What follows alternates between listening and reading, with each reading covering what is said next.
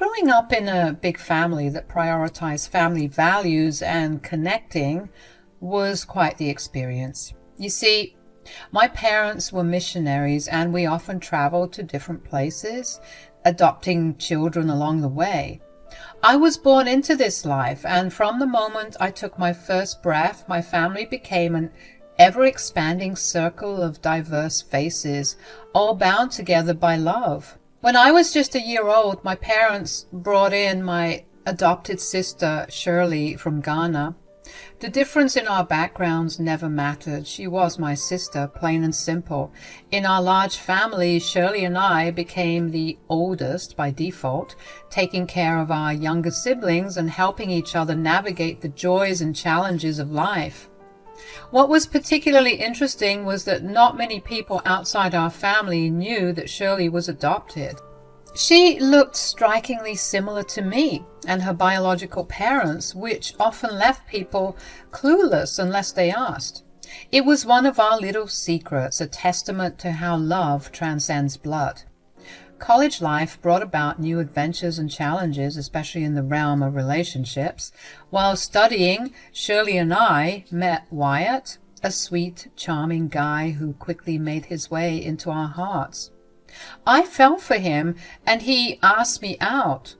Our love story began and life was pretty great. I had a man who cared for me and my sister was still my best friend. As the years rolled on, our relationship deepened, and it wasn't long before Wyatt proposed to me. The thought of building a life together filled us with excitement and dreams of a future we'd create side by side. But then something happened that would rock our relationship. One day, Wyatt decided it was time to share some aspects of his past that I hadn't known about. He began to reveal dark moments from his childhood, stories that painted a picture of a younger Wyatt I couldn't have imagined. It was shocking and sometimes horrifying, like pieces of a puzzle that didn't fit the image I had of the man I loved. His revelations about his past actions as a kid threw me for a loop, and I was left grappling with the newfound knowledge. While I knew that everyone had their share of youthful mistakes, what he shared was far from significant. It was as if the man I thought I knew had kept an entire chapter of his life hidden from me, and the secrets he had harbored for so long suddenly became our shared burden. I wasn't sure how to react, but I knew that we'd need to have some serious discussions and perhaps seek professional help to navigate through this storm. The truths Wyatt had unveiled had left our relationship in uncharted territory, and I couldn't help but wonder how it would all play out. After Wyatt had shared his dark past, I was torn between my love for him and the new, unsettling knowledge I now possessed. I hoped that my feelings for him would be strong enough to overcome my fear of the things he had done as a child. Surely people could change, right? The details he revealed about his behavior were alarming. This wasn't just a case of a kid who sometimes engaged in bullying or harmless mischief. Wyatt's actions had been severe enough that he had been admitted to the psychiatric ward at least 3 times before he turned 18. He was one of those kids who displayed signs of having the potential to cause real damage to property and people. I tried to move past it and understand that people grow and change as they get older. After all, he hadn't displayed any such behavior since I had met him. Still, the knowledge of his past strained our relationship. I was anxious, unable to fully shake the fear of what he was capable of. At some point, Wyatt sensed that something was amiss, and he asked if everything was okay between us. I broke down, my emotions overwhelming me, and I confessed that it was challenging to see past his dark past. This admission made him angry, and he regretted ever revealing his secrets to me, which we reached a breaking point, even contemplating calling off the wedding. But Shirley, my ever-supportive sister and good friend, stepped in. She convinced us to work through our differences and get married, reasoning that we loved each other enough to face any challenges together.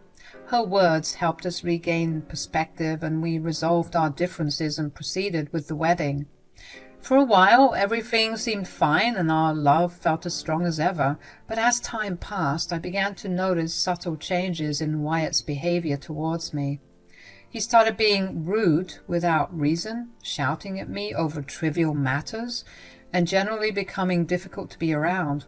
I was left wondering what had caused this shift in his attitude and how to address it. It seemed like the demons from his past had resurfaced, and I couldn't help but wonder how this new chapter in our lives would play out, because I didn't sign up for any of this. Our relationship continued to unravel, marked by Wyatt's erratic behavior and the tension that lingered in the air. I couldn't ignore the sudden change any longer, and I began confronting him, asking him what was fueling his anger. But every time I tried, he shut me out, stubbornly refusing to talk about it. Then, one day, it all came crashing down. Wyatt exploded, his anger boiling over, and he revealed the real reason behind his outbursts. He was still furious with me for harshly judging him based on his troubled past. The words he hurled at me were a raw expression of his deep-seated hurt and resentment. I felt an overwhelming wave of guilt wash over me. How could I have misjudged him, causing him so much pain?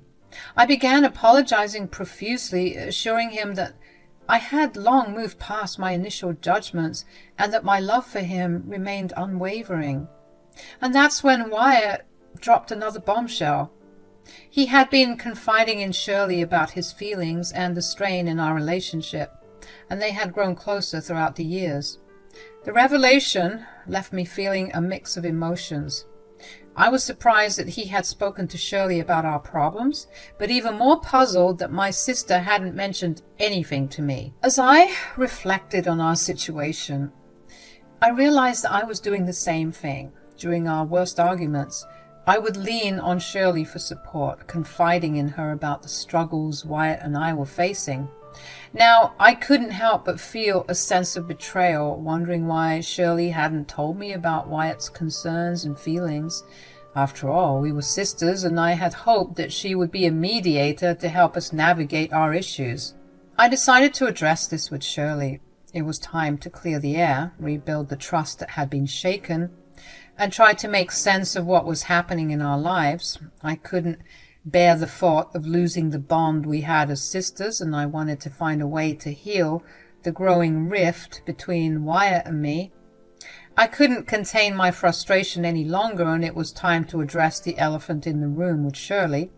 I had to understand why she hadn't told me about Wyatt talking to her. After all, we were sisters, and sisters shared everything, right? So, Wyatt told me something interesting. What did he tell you? Are you two fighting again? Yeah, we are, and apparently he's been telling you about us and our fights. Oh, yeah. Is there a problem? Well, yeah. Why didn't you tell me about Wyatt confiding in you? Shirley hesitated, her expression guarded. I didn't think it was necessary. I wanted to be a neutral party in this situation. I frowned, perplexed. But we're sisters, Shirley. We've always been each other's confidants. I thought we shared everything. So I'm not allowed to be closer to people other than you? That's not what I'm saying. I'm just... I don't know. I just thought that you would have talked to me because we're sisters. We're close. She sighed and then looked me straight in the eyes, and what she said cut deep. Sally, I'm actually closer to Wyatt, if I'm being honest. Her words hung in the air, a heavy silence surrounding us. I couldn't believe what I was hearing. Shirley closer to Wyatt than me? Her own sister? My mind raced, trying to process it all. I spoke with a mix of sadness and discomfort. When did that happen? Well, we've always been pretty close. You forget we used to hang out all together. No, I was there, I remember. I just didn't know you two hung out, like exclusively. Yeah, well, it's been happening, and we've been hanging out a lot. I hang out with him more than you do, actually. Oh, well, this is news to me. Why haven't I seen you two hanging out together? Why am I only hearing of this now, Shirley? Look, I don't know what to tell you. This is just how things are. It's not like I love him more than you. Love him? In a friendly way, I mean. Jeez, relax. He's like a brother to me. I mean, he's literally my brother-in-law and my best friend. Our relationship isn't better, it's just different. But you just said you were closer to him. Yeah, but it doesn't mean that I don't love you. Shirley, you're talking in circles. No, I'm not. I don't know what your problem is anyway. My problem is that my sister and my husband are hanging out without me. Oh, come on, Sally. You're being dramatic as usual. We just hang out a lot. It's no big deal. Shirley, you two hanging out just doesn't sit right with me. You're my sister and he's my husband. I thought we shared a deeper bond. She folded her arms and challenged. And why should it be a problem if I'm close to Wyatt? You should trust me. This answer triggered a fiery argument between us. Accusations and harsh words flew back and forth, and it all culminated when Shirley hurled an insult that stung more than I cared to admit. Wyatt was right about you. You are a judgmental bee. The rage I felt at that moment was like a tidal wave of anger and hurt. I watched my sister storm off, feeling a storm of sadness and anger brewing inside me. It was unfathomable how the two people I loved the most were suddenly turning against me. The thought of losing both my sister and my husband was unbearable, and I was left with a heavy heart and a sense of betrayal that would be difficult to mend. With Shirley and me not on speaking terms, the tension in the house reached unbearable levels. It was as if I was walking on eggshells, trying not to set off any more landmines in our fractured relationship. Wyatt was growing increasingly frustrated by the strife between us, and I could see how it weighed on him. One day, as I was relaxing at home, Wyatt suddenly burst through the door, his voice brimming with anger. Sally, you're an awful sister. I can't believe you. I was taken aback. What's going on, Wyatt? Why are you so upset?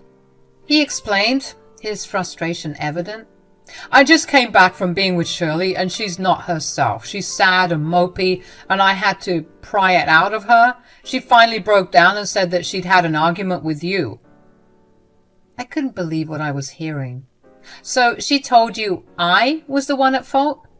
He nodded, confirming that Shirley had shared her perspective of the argument, and he was convinced she was feeling hurt. And that's when I started raising my voice. You don't even know the whole story. I'm sure Shirley twisted things. Wyatt's anger flared as he scolded me. That doesn't matter.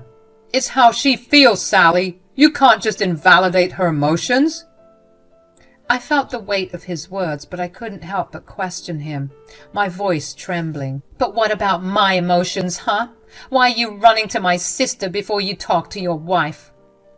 Before I could give him a chance to answer, I asked him, Do you love her? Wyatt hesitated before whispering a soft no. I knew he was lying. His unwillingness to say it outright stung me to the core, and that moment I felt so alone, so betrayed. Tears streamed down my face as I yelled at Wyatt. Get out! If you're always going to choose her side and never hear me out, then go back to her. You're not welcome here. Our home had turned into a battlefield, and it seemed that no matter how much I loved Wyatt, our relationship was cracking under the pressure of a sisterly bond that was now at odds with our marriage. As he left, I was left with a profound sense of despair, questioning whether we could ever regain the harmony we once had. 2 weeks had passed, and Wyatt hadn't returned home. There was a deafening silence in the house. No messages, no phone calls, nothing. The void in my heart seemed to grow with every passing day, and I cried myself to sleep every night, not realizing how dark and lonely my life had become. Then one day my phone pinged with a message from Wyatt. My heart raced as I saw his name on the screen, but the message was like a punch to the gut. I want a divorce. Just 5 simple words. And it crushed me. The shock of it all left me breathless, and I couldn't fathom why he was being so cruel and distant. I wondered why he had married me if he harbored such deep feelings for Shirley. I felt like a fool for ever trusting him and not seeing the warning signs earlier. The pain was unbearable, but I felt so defeated that I didn't even want to fight for him anymore. I thought it was best to part ways amicably to minimize the agony. Our divorce process happened fairly quickly, as we had little to contest. Shortly after, about 2 months after it ended, I noticed a post from Shirley on social media declaring her marriage to Wyatt as the longtime friend and love of her life. It was confirmation of my worst suspicions. She had treated me as if I were expendable, a pawn in their relationship, and it made me sick to my stomach. I vowed never to speak to Shirley or Wyatt again. The hurt ran deep, and I wanted nothing more to do with them. Despite the immense sadness, I was determined to pull myself out of this abyss. I focused on my healing, tried to regain my sense of self and rebuild my life. Then, 7 months after the divorce, out of nowhere, Wyatt sent me a cruel and snarky test. "Guess I chose the better sister. Your parents couldn't even leave you anything when they died. They gave everything to Shirley and nothing to you. Serves you right for all the crap you've done to hurt your sister." I was stunned. My parents were very alive and well. It was a lie, a vicious taunt, and it cut deep. But if his wish was to hurt me, it was such a weird way to go about things. I couldn't believe the audacity of Wyatt's text. It had cut me deeply, but I knew I had to move on. To distract myself, I decided to check in on my parents, whom I hadn't heard from in over a year. They had gone off the grid to live in a rural spiritual settlement where they practiced meditation and mindfulness. The only contact they allowed was in cases of emergency. I'd considered reaching out when I was getting a divorce, but I felt my story was too sad and disruptive to their peaceful commune. However, after Wyatt's text, I needed to confirm my parents' well-being. Maybe he knew something I didn't. I was so freaking scared, and I had to make sure they were okay. So I called the emergency number they'd provided, and my heart raced as I waited for a response. When my parents' voices finally came through the line, I couldn't hold back my emotions any longer. I broke down and poured my heart out, telling them everything that had transpired over the past 10 months, the heartbreak, the strained relationship, and even the lie Wyatt had told about them. But it was my parents who dropped a shocking revelation. They explained that it was Shirley's biological parents who had tragically passed away and left her a meager inheritance of some trinkets. In reality, her parents hadn't been wealthy, but Wyatt must have mistakenly assumed that they were my biological parents, unaware that Shirley was adopted. As I heard this, I couldn't help but laugh, not because it was funny, but because I was taken aback by the sheer blunder. Wyatt's misunderstanding had fueled his resentment and cruelty towards me, and Shirley's own assumption had inadvertently fueled his misinformation. It was a bizarre chain of events that had led us all to this point, where I had been unfairly demonized and excluded from their lives. Still bewildered by the bizarre turn of events, I decided to call Shirley to gain some clarity on this mess. She answered the call with a tone of sadness, likely overwhelmed by the loss of her biological parents, whom she hadn't had a chance to reconnect with properly. I extended my condolences to her, and then I said that I wanted to talk to both her and Wyatt. She obliged, putting her phone on speaker. I couldn't hold back my frustration, letting Wyatt know that his text was cruel and inaccurate, though I was relieved that it wasn't true. "Sally, what is this all about?" "You're so stupid it actually hurts knowing that I ever shared my life with you. What you texted was so evil and inaccurate, so I came to embarrass the both of you." "Sally, please, I'm mourning." "I don't care. You two ruined my life. Before I ever speak to you again, I need you all to know the truth." I asked Wyatt to repeat what he said when he texted, and Shirley was confused. She asked him what he meant when he said that Sally's parents were dead. He sheepishly said that that was what she told him, that her parents died, so obviously that meant that Sally was also mourning. Shirley, her voice tinged with frustration and disappointment, began to speak, directing her words at Wyatt, who sat there seemingly flabbergasted. Wyatt, how many times have I told you about my past and my family and everything else? It's like you've got this selective hearing, only catching a fraction of what I say. Is it really so hard to pay attention when someone's sharing their life with you? For the millionth time, Sally's parents are my adoptive parents, not my biological parents. The atmosphere grew tense, with all of us silently acknowledging the damage caused by Wyatt's inattentiveness. For the first time in a long while, I felt a glimmer of empathy for Shirley. Despite our previous disagreements, we had both been wronged in different ways by Wyatt's lack of understanding and attention. I then inquired about Wyatt's earlier statement regarding my not getting any inheritance. He mentioned that Shirley had told him I wouldn't receive anything from it. Yeah, you idiot, she wouldn't inherit anything from my parents because they're not her parents. And if we're talking about inheritance, I should also mention that you're no longer in the will, Shirley. I told Mom and Dad everything, and they're beyond disgusted. You should expect a call from them soon. Wyatt tried to apologize, but the situation was rather awkward. I couldn't help but find some satisfaction in watching his ignorance unravel. I couldn't resist the urge to tell Wyatt he was an idiot. With that, I wished them a happy marriage and a nice life, and then I ended the call. As I disconnected, I could hear them bickering through the phone before the line finally cut. I couldn't help but laugh, a sense of satisfaction washing over me. It was clear that they weren't truly happy with each other, and my small revenge had brought me some much-needed closure.